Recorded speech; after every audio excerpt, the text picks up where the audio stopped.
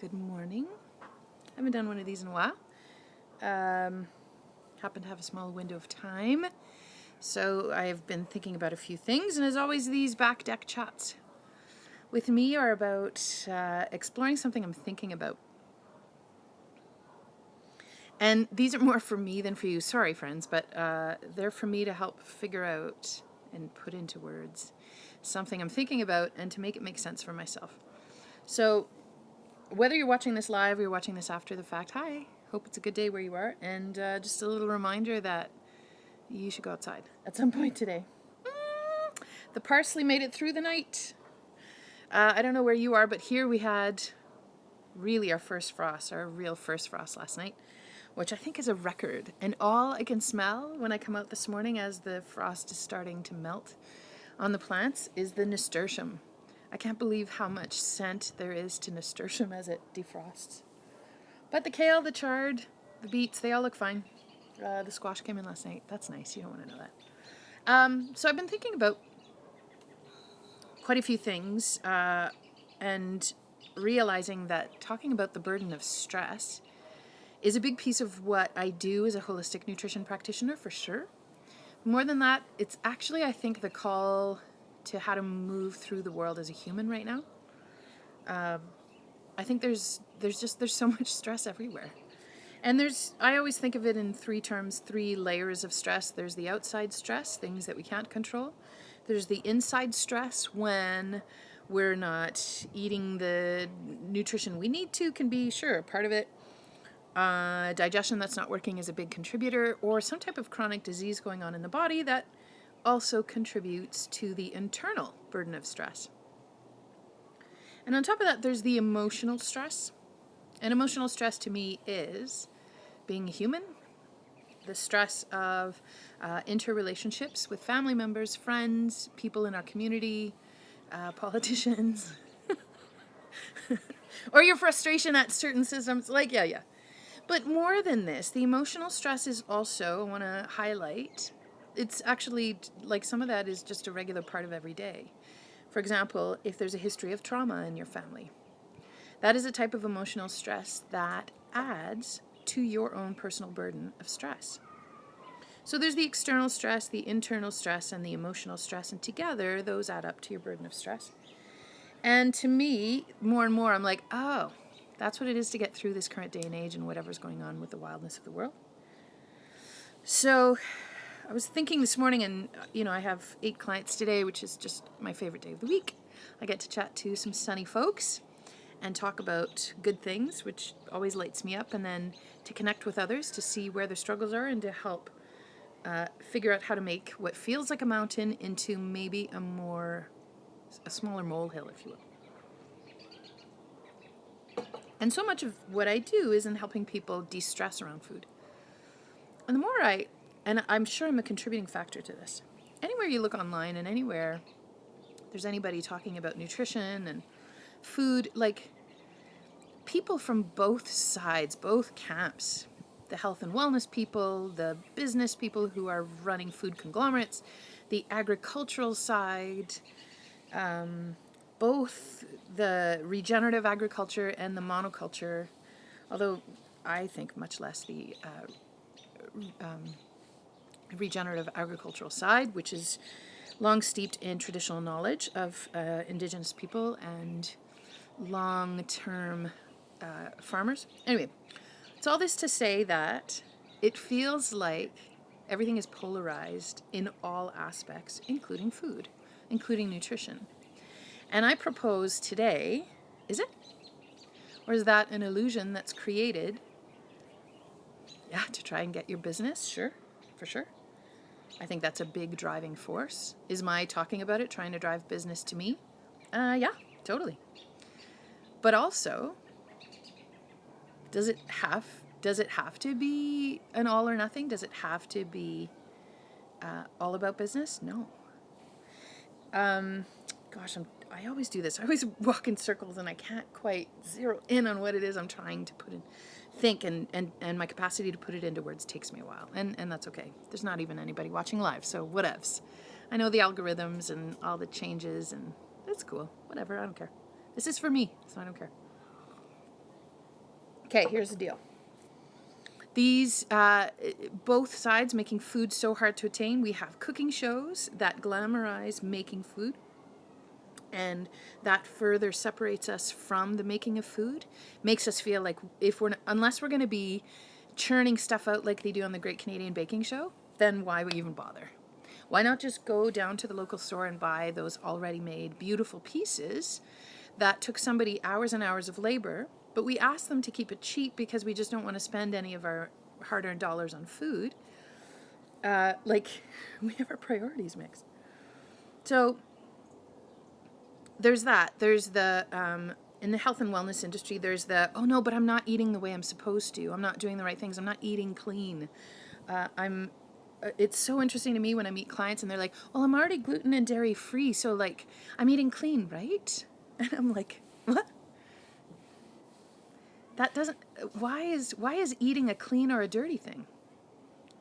You know, I always take the example of tomatoes because to me it's so interesting. People are like, oh, I can't eat tomatoes because they're high histamine.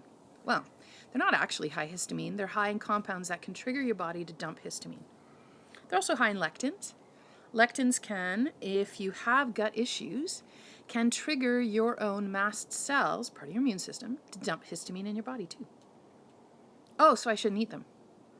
Okay, but did you also know that tomatoes, when cooked, make the lycopene way more bioavailable and now help prevent prostate cancer? Oh, but Luca, I don't have a prostate, so maybe I just don't need to eat tomatoes. Are you kidding me? Do you know that tomatoes are one of the ways that you can eat the sun? Really, a tomato in the third week of August, ripened, juicy, touch the vine and it goes plump into your hand because it's so ready and ripe. Pop it into your mouth. Where does the tomato end and where does your tongue start? I don't know. If that is my experience of a tomato in August. The nutrients in that tomato are going to give me vitamin C and all sorts of other nutrients, vitamin A, and some minerals like there's a little bit of zinc in tomatoes, like there's a lot of really good nutrients in tomatoes. Yep. That's great. Good. Check mark. Like, I eat for nutrients. But what about food is supposed to also fire us up and connect us to the land in ways that we don't even know to measure, in ways that we don't even know to look for because we don't have the capacity to understand how it nourishes and on what level and how that contributes to how we experience food. What if when I grow tomatoes from these seeds that my friend Christine has saved are from seeds that have been saved for 10, 15, 20 years, that came from somebody else 20 years before that came from somebody else 20 years before that? How is the act of eating that tomato not connecting me to all of the other seed savers that saved these tomatoes along the way? What if that's actually part of nourishment too? Is it? It's not, Luca. You're just trying to make it so flu. Maybe it's flu, but what if that's actually part of nourishment too? To weave yourself into the tapestry of all that it took to get the finished product to your mouth. Like, I'm drinking this, I'm going to call it like a golden salted caramel hot drink thing. I cannot tell you how many people it took to get this to my mouth. There was cacao butter that was harvested in South America. There was maca powder harvested in Peru. There was turmeric harvested by somebody who knows where, India maybe? I don't know. There were so many people that were involved in bringing the ingredients to my grocery stores around me where I purchased and bought them home and then put everything together. This mug of hot drink that I'm having today for my hot chocolate clock, how is that not tying together so many different people that I was the conductor for, maybe? But the conductor is not the orchestra. The conductor is a part of the orchestra. But do you know what I mean? Like, it's just this whole concept of how we've made, I think we've made food such a binary concept. Well, gluten is good for me. No, gluten is not good for me. Oh, fat is good for me. No, fats are not good for you in the 1990s. And now, oh, fats are good for you. Are fats awesome? Yeah, most of them. Are there some that are better for you than others? Totally. Are there some that are really terrible? Yeah, I would dare say, for sure. Are you gonna die if you have soybean oil today once in your life? No. Is it gonna kill you? No. Is it the end of the world? I think it's probably heading us in a direction that's probably not awesome. But the act of eating soybean oil once is not going to make or break me or the world. Do you know what it is? The stress of doing it all right. It is not a narrow line, guys. It is not a check mark. If I do all these things, then I'm going to get the pat on the head that says you're a good girl. It doesn't work that way. If you're hungry, eat. That's it. Yeah, but Luca, I can't handle histamine foods. Oh, okay. So here's a little secret. It's not the histamine food that's giving you your histamine reactions necessarily. They're not making it better. But do you have histamine issues because you had an avocado for breakfast? No. You have histamine issues because something's going on in your body where your body doesn't feel safe. The avocado, which is a high histamine fruit, kind of is like the straw that breaks the camel's back. Are you a terrible human because you ate avocado that morning? No. Are you miserable because of your histamine-driven symptoms? Yeah, probably. Do they come and go and you can't tell which day will work and which one won't? Yeah, probably. I mean, that's the case for me.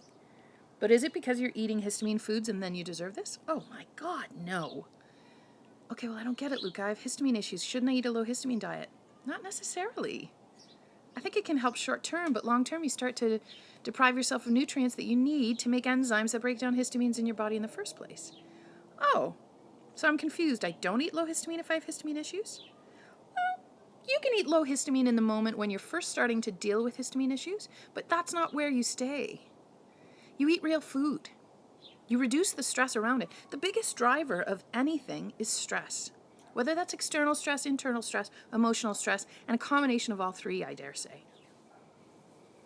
When you approach food, I had a client, super lovely, one of my first clients. She had 3 autoimmune concerns, 3 autoimmune disorders, was down to 6 foods she could eat.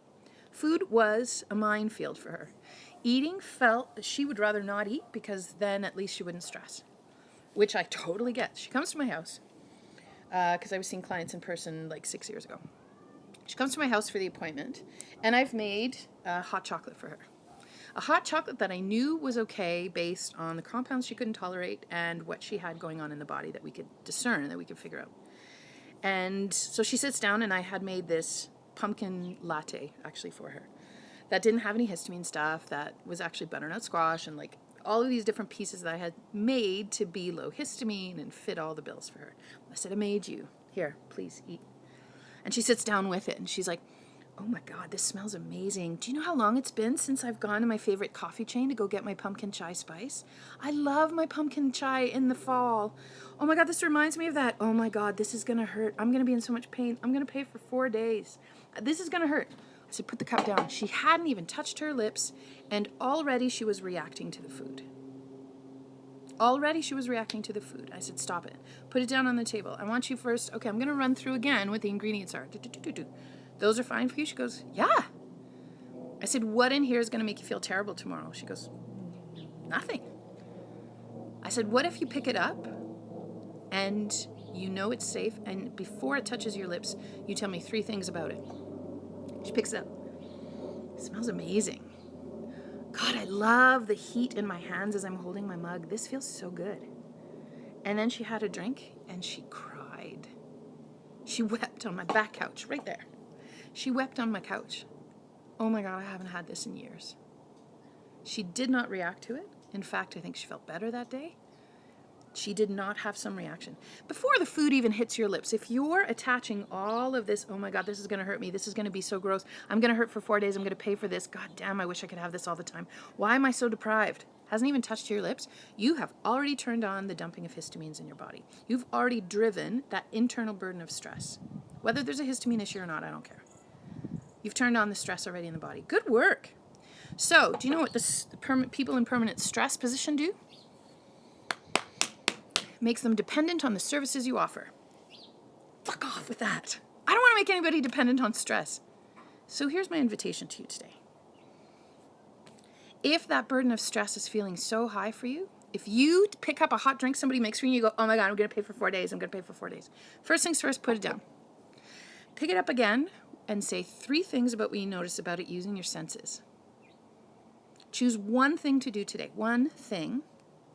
instead of assigning all of this is terrible, I don't know how to do it, I'm not sure, I don't know, why don't you just eat? Why don't you just drink? Why don't you just choose one thing and you highlight the good that it's going to do for you before it even touches your lips, and then you enjoy it? How can you reduce the stress for yourself? We do a fine job of making it so complicated and convoluted in my business. Ooh-wee. I'm going to encourage you to simplify. Where can you simplify that relationship with food today? Where can you, this is a saying that my friend Monica Corrado, who's just a brilliant GAPS practitioner and nutritional therapy practitioner in the States, Monica says, bless it and get on with it.